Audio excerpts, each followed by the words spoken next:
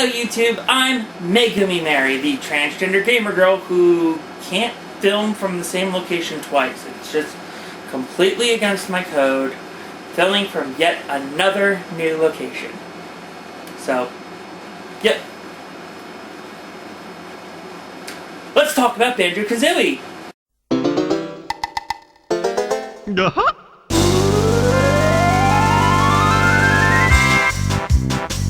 Growing up, I loved Banjo Kazooie. It is easily one of my favorite games of all time. I'm a huge fan of platformer games, specifically collectathon platformer games. The Nintendo 64 was the console I grew up on, and a lot of my favorite games of all time come from that system. Majora's Mask, Star Fox 64, and both Banjo Kazooie and Banjo Tooie. While it is my goal to eventually review all of these games, today I thought I'd just focus on Banjo Kazooie. The first thing about this game is you can only play it on the Xbox these days, so I had to get an Xbox to capture the footage. So, yay! Now, I'm sure a lot of people here already know the big story about Rare, big company back in the day. They were bought out by Microsoft, lackluster games afterwards. Yeah, you know, we all know the story. But Banjo Kazooie is one of the last games from the golden age of Rare. The story to Banjo Kazooie is relatively simple. Your sister is kidnapped by an evil witch who wants to be pretty, thereby stealing your sister's looks, and you're off on an adventure to go rescue her. In this game, you play as Banjo and his sidekick, Kazooie. How do I put this lightly? Kazooie's an asshole. Once you learn the basics, it's off to Grunty's lair. Right as you walk in the door, you get your first jigsaw piece, the main collectible of this game. You need your jigsaw pieces to enter new worlds. You have your musical notes, which you have 100 of those per level. In the original game, you had to recollect your musical notes when you died, adding like a bit of extra weight to your death, and you had to get through the entire level flawlessly. The Xbox version, they remember which musical notes you get, and you only have to collect each one once. And honestly, I don't know how I feel about this. You also meet Mumbo, the shaman. He will transform you into a variety of different forms throughout the game. First level, he turns you into a termite. You also come across the Jinjos. There are 5 Jinjos spread across the game, 5 in each level. Just pick them up, you're good to go. Musical notes actually open up these note doors later in the game.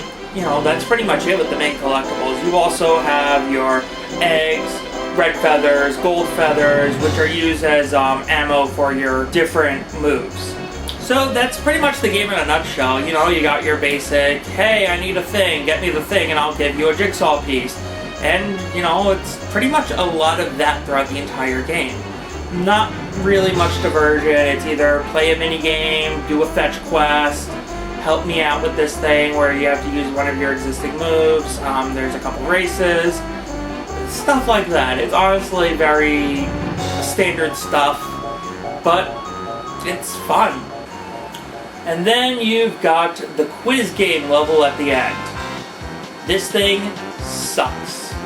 It's so tedious. It's like to punish people who weren't really paying attention throughout the course of the game, but even a veteran can slip up on a question in one of these, you get the question wrong, you're dead kind of questions, and it's like something that you just don't know, or one of the various facts about Grunty that you never really learned because you didn't bother to talk to her sister, this little fairy princess, throughout the course of the game, then yeah, you're screwed and you gotta do the entire quiz game over. But luckily, once you're done with that, you get your sister. Grunty runs off to the top of her lair, and you go after her after a little bit of a barbecue. When you get to the top of her tower, you've got one last puzzle to complete, which is going to require most of the jiggies in the game. You also have musical note doors that require most of the musical notes throughout the game.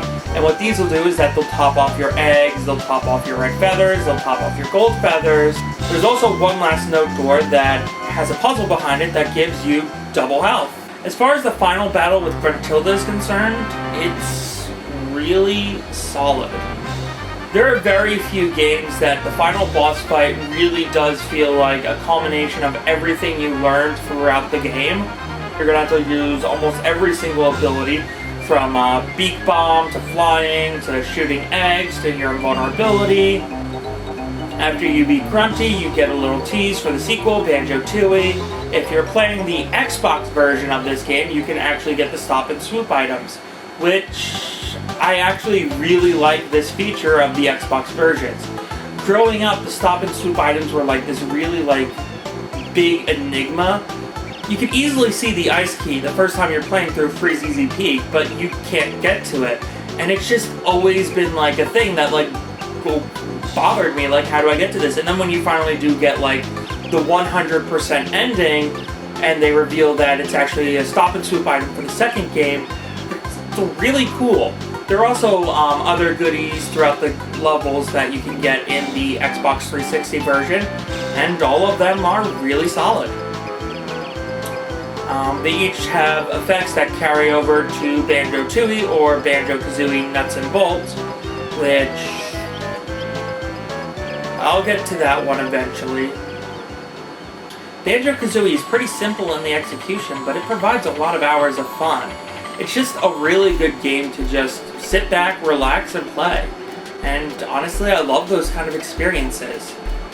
And I think that's why, after all these years, Banjo Kazooie still holds a really close place in my heart. However, if we're going to look at this game objectively for the sake of grading it, because that's apparently what people do, I will have to say that it doesn't hold up compared to other platforming collectibles.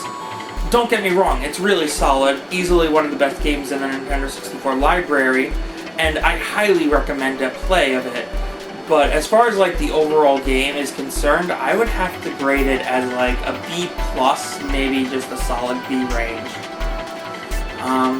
Definitely worth a play, but it's not a necessity, especially if you're not a fan of platforming collectathons, which I know there's a lot of people who are not fans of platforming collectathons.